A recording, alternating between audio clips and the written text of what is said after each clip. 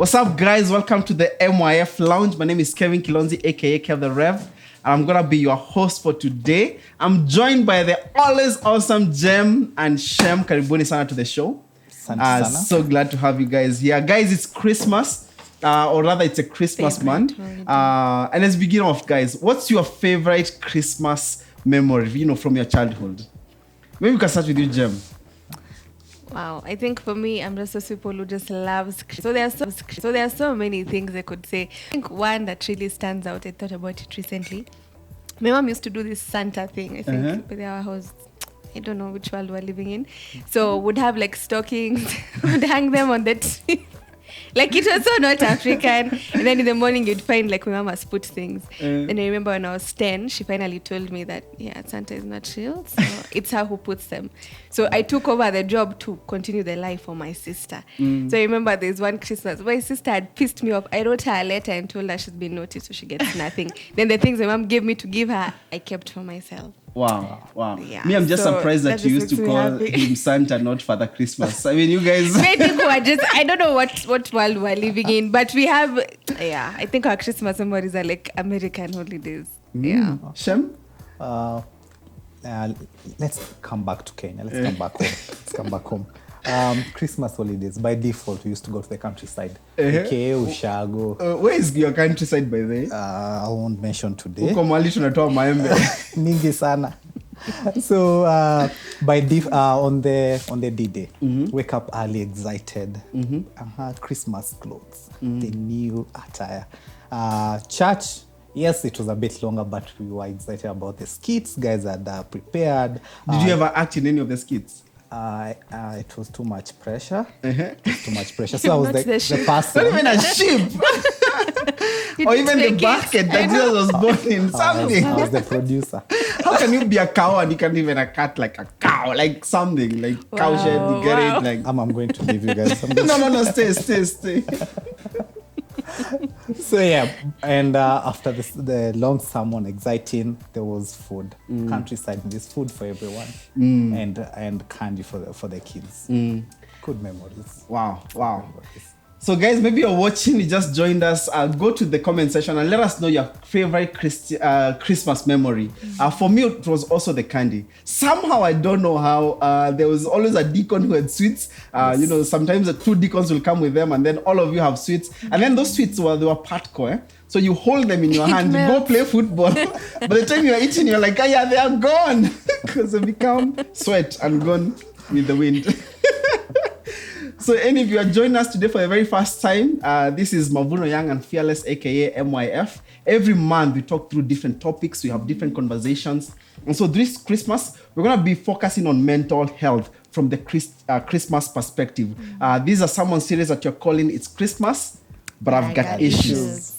So Shem, Jem, I know you guys have been bonding with young people through the year. You guys have groups, you guys are leading different communities, you have friends who are young people. What are some things that have happened through 2020 that may put young people into a mental health spin? I think this has just been a hard year for everyone, but especially for a young person. One of the things is just parents are losing jobs. We're talking about Christmas and people don't even know if they're going to be able to pay bills. So it's been taking a toll on so many kids. There are guys who they're supposed to go back in January to school, but now there's no school fees and things like that. And then also there's just marriages. I mean, the marriages that have just been surviving, and then now you put a pandemic and a lockdown together. It's just been so much pressure. So there are many parents who've opted to separate, and of course, for a young person, that's a lot of drama. I think when you're a teenager, so many things are changing. You want at least your family to remain the same. So guys have been experimenting with drugs, sex, different things just to be able to cope. So it's been a hard season for and you don't make the connections many times, do we? Like at a national level, we are hearing marriages and all that, but you don't know the kids in that they're actually more affected than the parents, because for them, they're like, if the world is falling apart, at least let the family hold together, right? What about you, man? To add on James' first point, parents who still have jobs, you find that they have to double up being a parent and being a mentor, because kids who are being in school, they have attention of teachers. Now parents have to go to work and come also play the teacher's duty. So it's also taking a toll on the parents and the kids. Also, some of the teens have openly told me that they don't have a relationship with realists. They don't have a relationship with either or both of their parents. I'm like, what? So sometimes they even don't talk in the house. It's just hi and good night. And it's crazy. Wow. It's crazy. So it's one thing for the parents to know they haven't, have a good relationship with their children, and not because they want to, it's because they have to go to work. They have to work twice as hard. Yes. But the child is also craving a relationship with the parents. Yeah. Wow. It's very easy because of all these things that are happening for you, for a teenager, for a young person to just go into a mental health spin. And so that's why we are talking through this. We're saying it's Christmas, but I've got issues. And we'll be taking a deeper look at this whole story, because I believe that Jesus came Christmas. Jesus was born not just to seek and save the lost, but also to heal, not just physical health, but also mental. That's part of Jesus's JD in that sense. And so that's why it's important for us to go through this Christmas story in this way, from this perspective. And here's what you're saying. If Christmas happened in our time today, like if Jesus was born in our culture today, it's very likely that the people involved would have had a mental health breakdown, like that. Specifically, we'd be looking at Mary, the mother of Jesus. Because for her, I mean, if Mary was a child today, you can imagine a 15, 16, 17-year-old lady. She's given news by an angel. You're seeing hallucination. She's given news by an angel that not just a child, but the savior of the whole world. Can you imagine to them, like the whole world is so big? And then on top of that, her culture is it's not our culture today, but even our culture today. If this happened today, it would just been a mental health state. To have resulted into depression, stress, anxiety, some form of disorder. And so you're gonna be zooming into Mary and say, what are some things that Mary did that allowed her to remain sane? What are some things that Mary did that allowed her to just have such a stable mindset through such a tough season? Now, of course, Jem, you're the lady among us. What do you think of our session about Mary and just this state? I think, first of all, when you think about the Christmas story, you always think of the cuteness of it, the plays you've seen, the movies. The wise men. But the wise men. But this must have been a lot, as you said, she was a teenager. Yeah. It's already hard enough to be pregnant as an adult, or as a teenager. And then you go and tell your parents, it's by God. I don't know about you, but the whole community, like her friends, everybody would have thought this woman is lying. Who makes up stories like this? Yeah. And then, of course, Joseph also was just like, I thought this chick was loyal. Turns out not so much. So at least for that one, God had to intervene. Joseph, God spoke to Joseph, and at least he knew that, I'm in this. But that didn't make it easier still, because think about it. I've never sat on a donkey, but it just looks uncomfortable. So imagine the Roman Empire has decided that we're calling a census, and you have to go back to your home country. Now, since she's married to Joseph, she kind of has to go with him. So like 150 kilometers, a pregnant woman on a donkey, like that just... Yeah. And you think your Uber ride is... I know. Like, you're getting mad because you're stuck in traffic. You've never been stuck on a donkey while pregnant. Then, of course, finally, the journey looks like it's coming to an end. So she thinks she's going to relax. And then they get there and there's no space. Then, of course, to make matters worse, the baby just decides, today is the day I'm coming. So where are we giving birth? On the road? So she ends up in a manger. And it's just a disastrous space. I think for me, I would have had like 20 panic attacks. Like you're just like, God, this is supposed to be your child. So why? Like it should flow. It should be easy. But that story it's just insane. Wow. Yeah. Wow. What about you, man? What? Of course, you haven't been a lady. Yeah, I was wondering about you. And you never acted as one, clearly. But what do you think about that? What would happen? Like, just the, Mary's mental state at this point. Okay. When I try to fit in her shoes, I think it would be crazy for me if I was a lady. It would be crazy. I don't know if I had the mental capability just to be calm during the whole journey. Yeah. Wow. Be different for me. Do you think there's also pressure of you're supposed to be raising God's child? Yeah, that's Like, that's- nobody that's too can much, teach you how yeah. to do. Nobody has ever done Yeah. that before. How do you even start? Wow. I But- It's a mean, lot. But on the flip side, it's God's child. They don't need to teach him anything. Do you but then think he's so? learning. Anyway, so all those things could have put Mary in such a state that he's like, man, I don't know how to do this. This is crazy. This is, all these things are Insane. happening. Yeah. And as we come into Christmas, it's okay for us to say, not all of us are holding this thing together. Not all of us are holding the issues that you are facing together. Not all of us are okay. Some of us have issues. More specifically, some of us have, and 2020 is actually worse. Because 2020 has had its own issues deeper than I know we sort of talked about that. But what are some issues that as you look at 2020, you're like, this is a mental health issue. It's gonna result into something like that. Wow. I think there's a lot of things that have come up in terms of suicide rates, depression, stress. It's just been a lot. I think there are a couple of statistics that I came across. Maybe I can share with you guys. And I think it just broke my heart because all these things are affecting young guys when you're supposed to be at your prime, when there's like your future is bright, you have tomorrow to dream about, you have energy and strength to pursue your dreams. So some of these things Just hold it there. This is why we have to talk about this as a church. Maybe you're there, you're wondering, it's Christmas, why are we doing this? These statistics are why we have to have these conversations today. Go for it, Jem. Jem. So the first one is that suicide is the second leading cause of death amongst 15 to 29-year-olds. That's young people. Like, you're at your prime. It doesn't get better than that. But you get to a point where you're just like, you know what? I can't deal. Tomorrow just looks gloomy. So let me just end it now. I think this one just broke my heart. Then the second one is that over 800,000 people die by suicide every year. That's one death every 40 seconds. So as we're having this conversation, there are, I don't know, tens of people who've already killed themselves somewhere across the world. Wow. Then 75% of suicides occur in low and middle income countries. So this is Africa. That's what you're talking about. Asia. 75% of all suicides are by males. I think this one for me is just so personal. I'm just like, if we're losing men, then what does tomorrow look like? I think we've empowered the girl child and forgotten the boy child. So there's a lot of things that the boy child is dealing with. So as a woman, guys, I'm sorry. We got you. We are praying for you. And then the last one is that there are more deaths from suicide than from war and homicide together.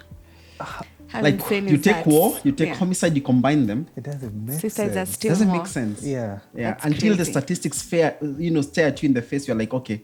Then as a church that prides itself in saying you're young and you're fearless, then we must talk about these things. If you're going to impact society, if you're going to see any, shape or form of change, then you have to have such conversations. And so we are saying, when you look specifically at Mary, the mother of Jesus, in the Christmas story, that season drew enough curveballs to her that somehow she was able to have a sober mindset through and through. And so we want to learn from her and say, what are some specific things that Mary did? What are some specific things about who she was as a person? What are some specific ways in which she responded that if we learn from her, then we can be able to say, okay, we've not sorted out everything about mental health, but there are some things at least we can start doing. And I want to appreciate that mental health is a huge, broad topic, but there's somewhere we can start. There's somewhere we can be.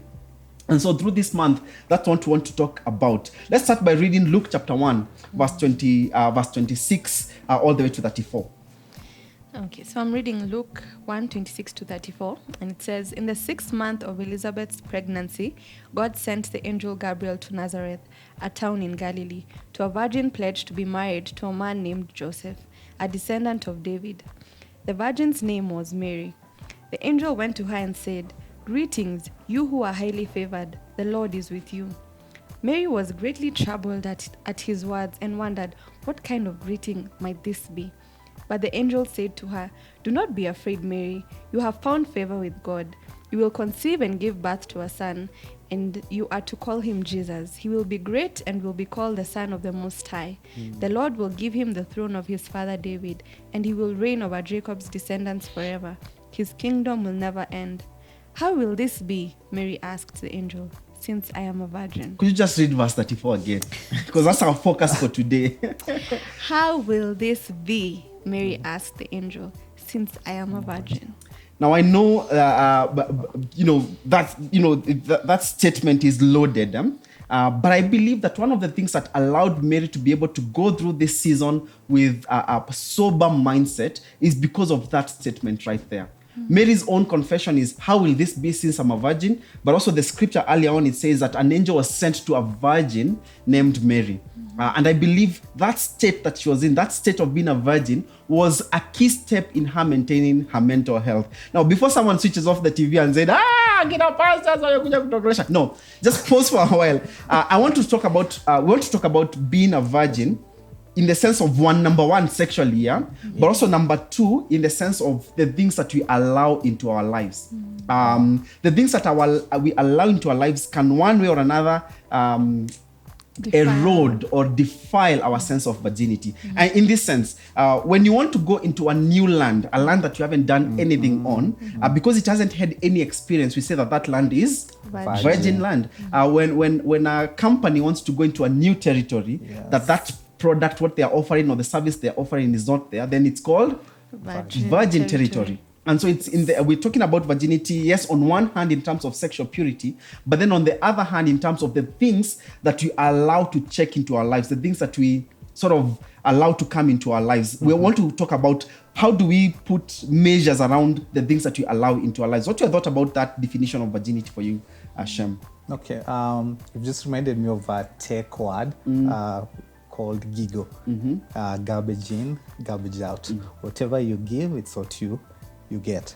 So based on this, the scenario we're talking about, when it comes to mental issues, it's true to say that most of the mental issues we get, they're not based on the issue, not actually based on the issues around us, but also based on the things we allow into our lives.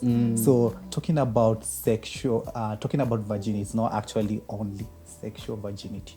It's also things that we should not allow to defile us. For instance, porn, which goes hand in hand with masturbation, that defiles you as a person. Second thing can be drugs and drug abuse, just to say. Alcohol. Alcohol. The extremes of that can actually defile you. So having, we need to understand first this concept of virginity, because society goes against the whole concept of it. And understanding this, the concept of virginity can help us as young people to sort out or cater for most of these mental issues we go through. So I believe that's the other aspect of virginity. Funny you'd say that, because we all start life with a very clear mindset. We know what we want to be when you grow up. What did you want to be when you grow up?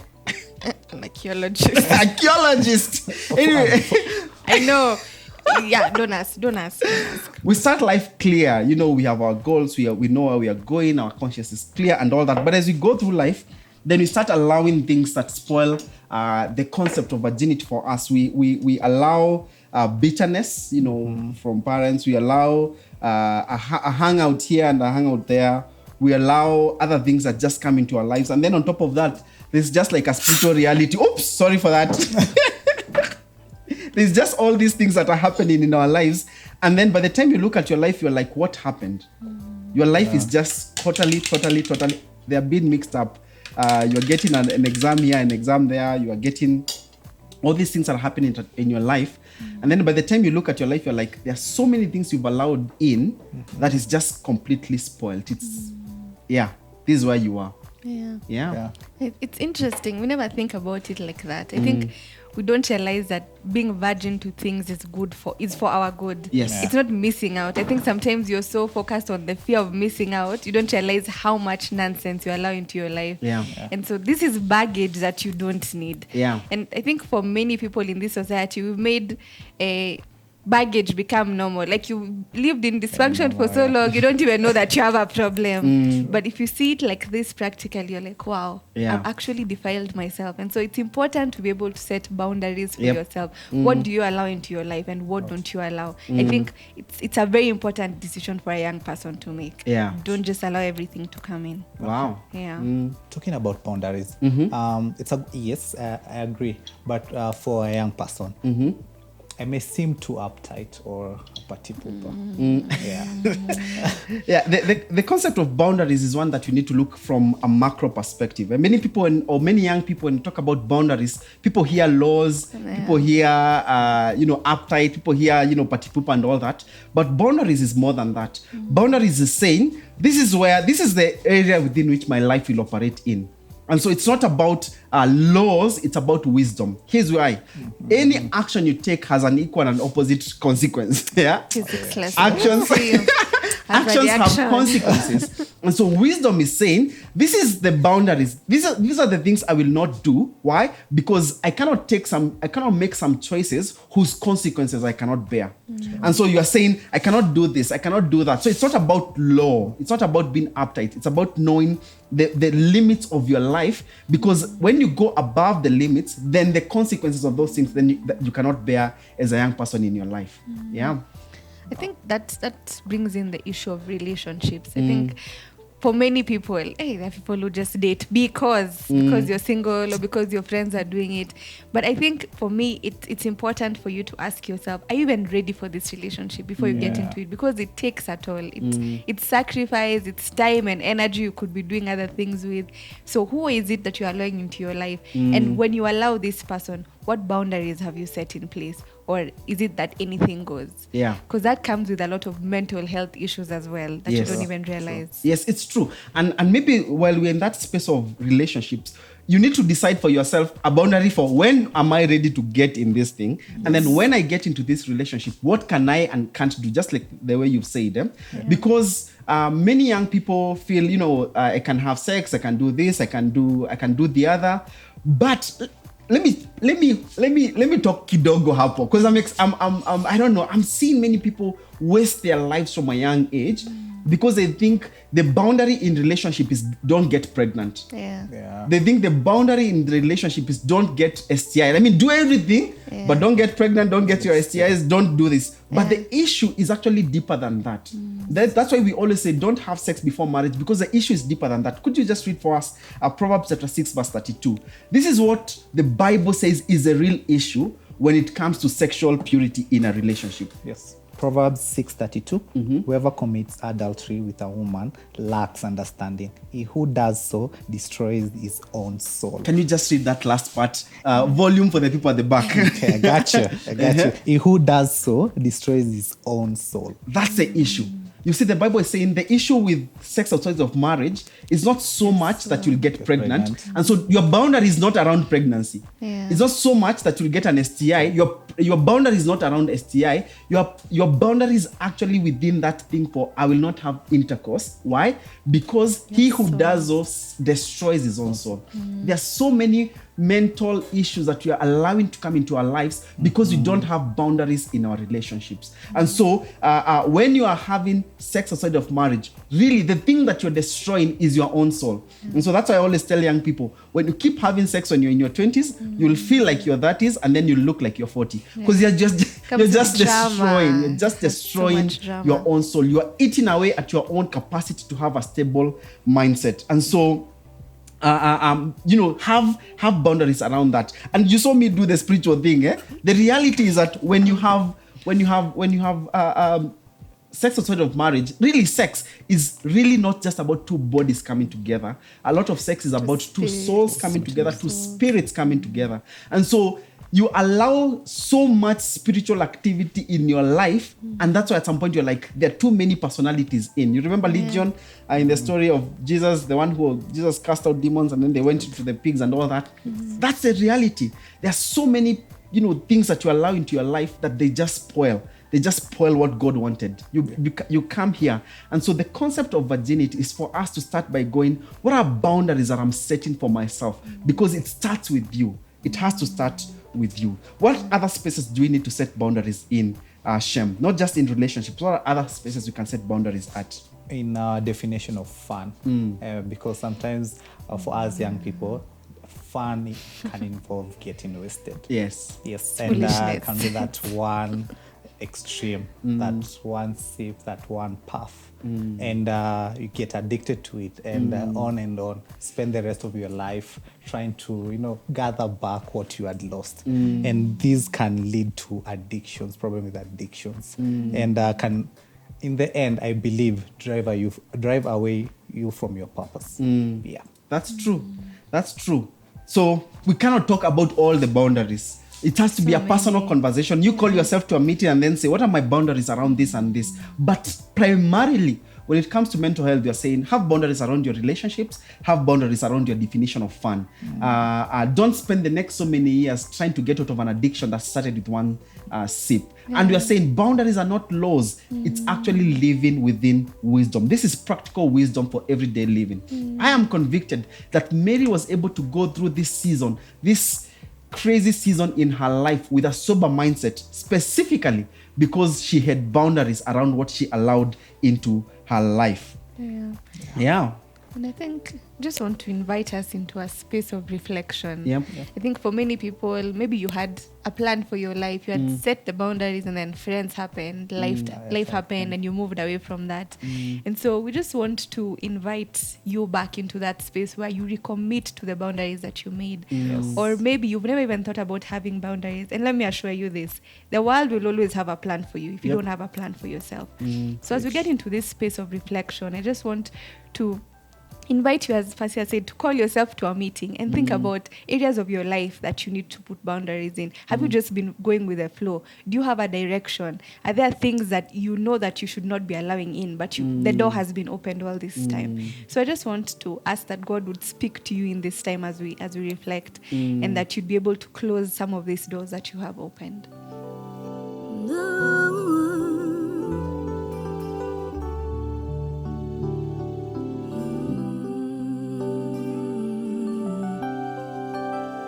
You talk, I'll listen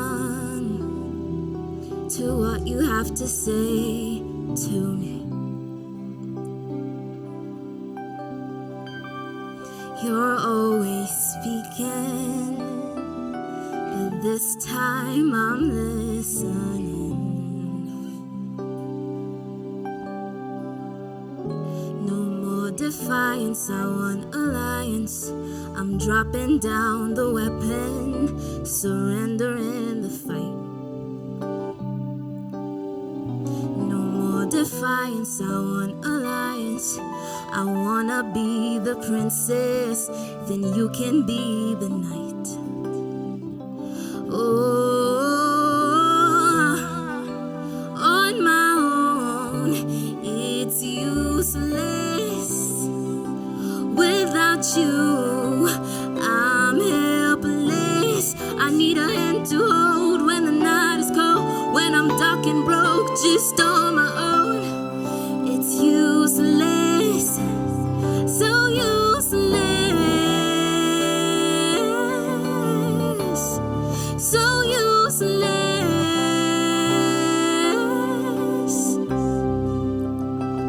without you.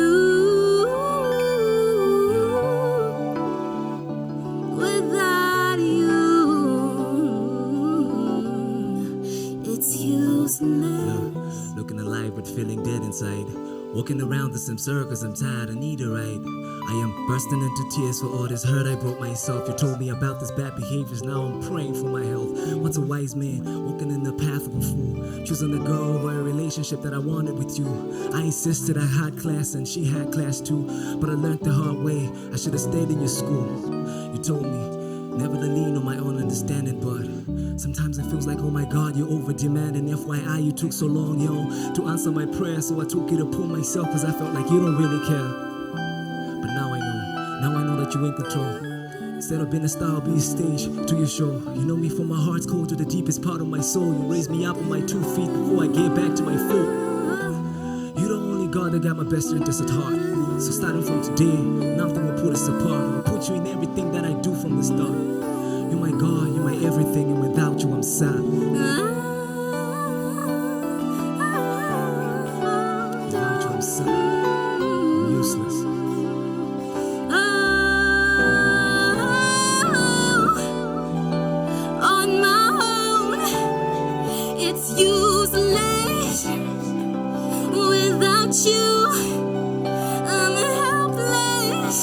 need a hand to hold when the night is cold, when I'm dark and broke, just on my own.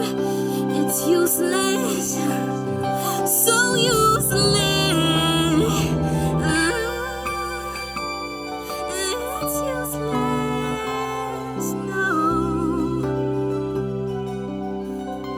Without you, I can't make it on my own. It's useless without you.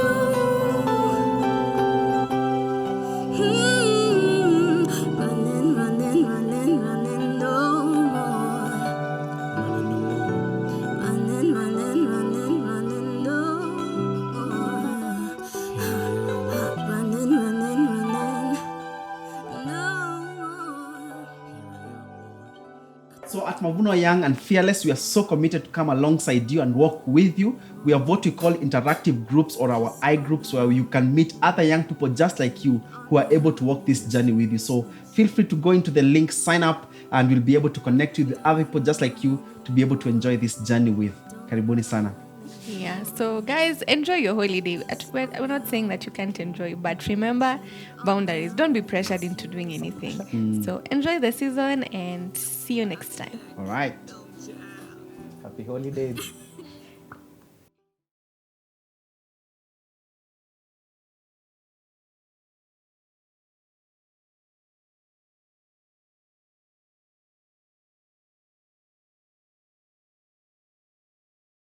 Thank you so much for tuning into our service. Wasn't that so amazing and impactful? If you're watching this live and you'd love to hang out with us more and just generally have a good time, follow the link down below and we'd love to see you there.